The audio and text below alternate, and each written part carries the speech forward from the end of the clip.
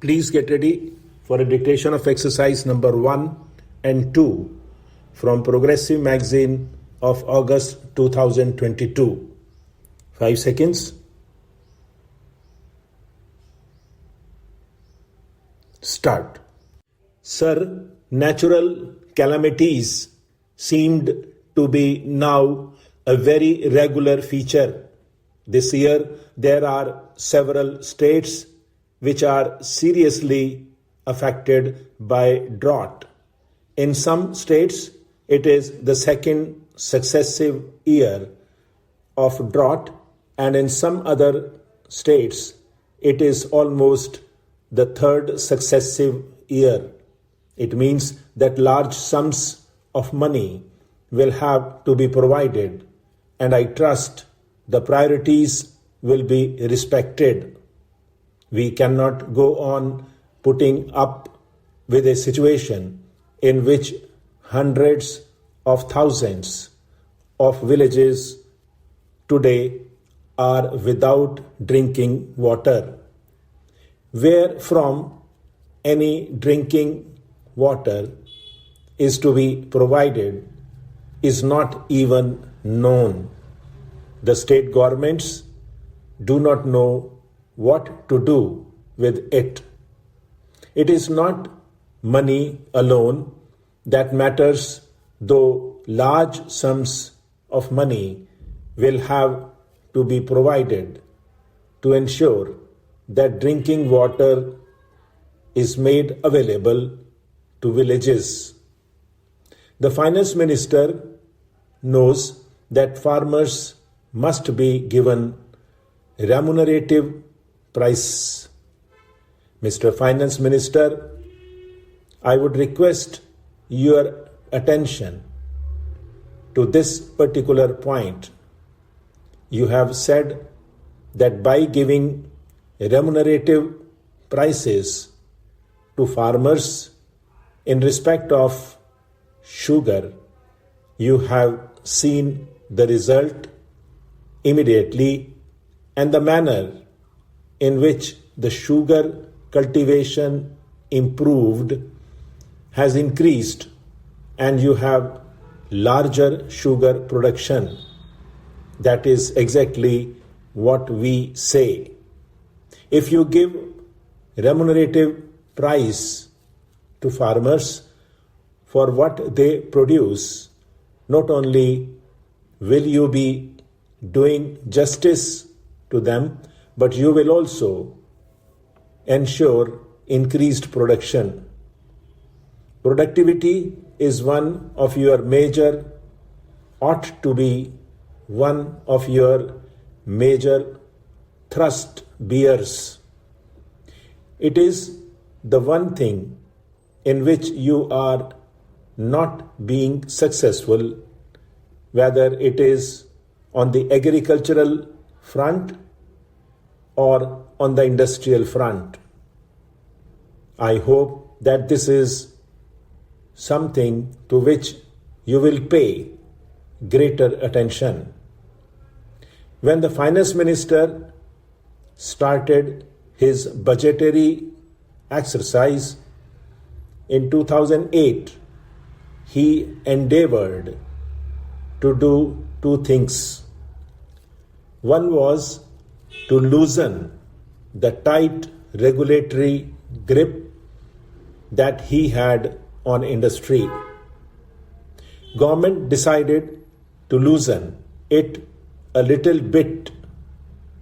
The second thing that they had decided to do was to streamlining the fiscal and budgetary process so as to enhance revenue collection and stabilize the business and trade. On both these fronts, subsequent developments have been somewhat hesitant, but in some cases very contradictory also.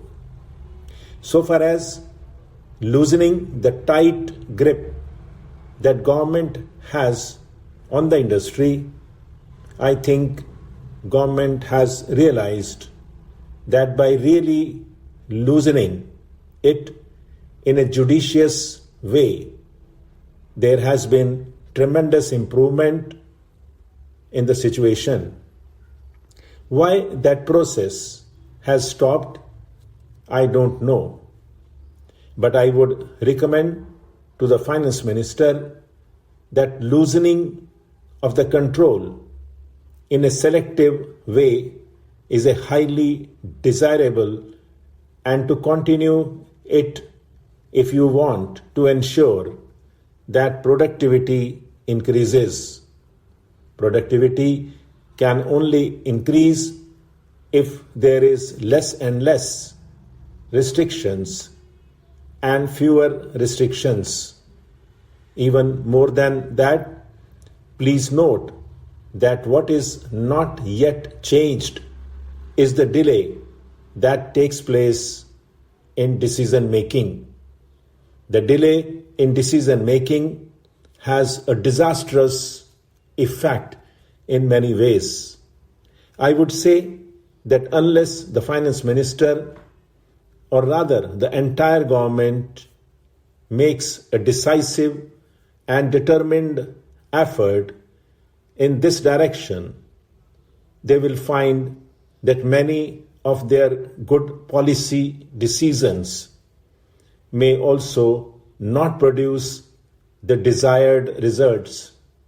So far as streamlining of the fiscal and budgetary process is concerned, I have already said that the streamlining has been successful up to a point, but it is the budgetary process where the finance minister desired to have an open policy that have something in regard to say.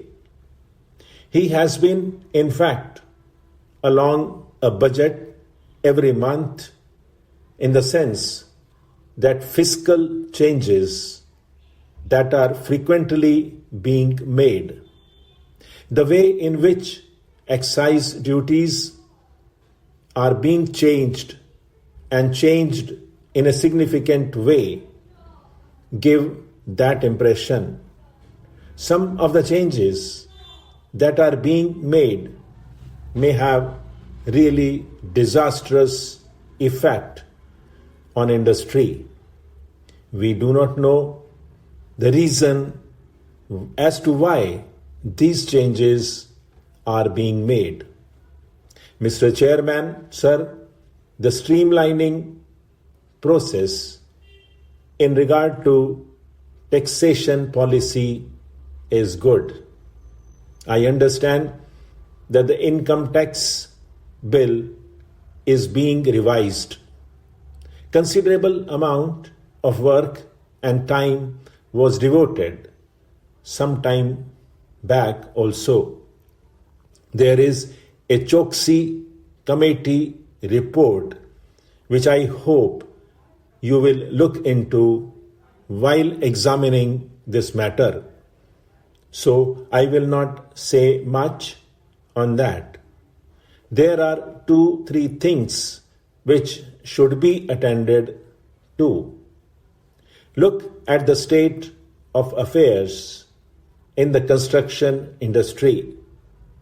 Why is the construction industry not flourishing as much as it should be at a time when there is tremendous housing shortage?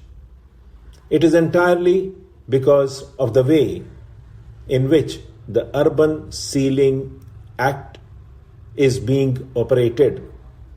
I think it is time that the government seriously re-examine that act with a view not to defeat the main objective of the Urban Ceiling Act, but with a view ensuring that it does not become a throttle in the construction activity so as to become incapable of reducing the housing shortage, which is very serious. Not only there is housing shortage in the urban areas, even in rural areas, there is tremendous shortage of housing which need very urgent attention. Stop.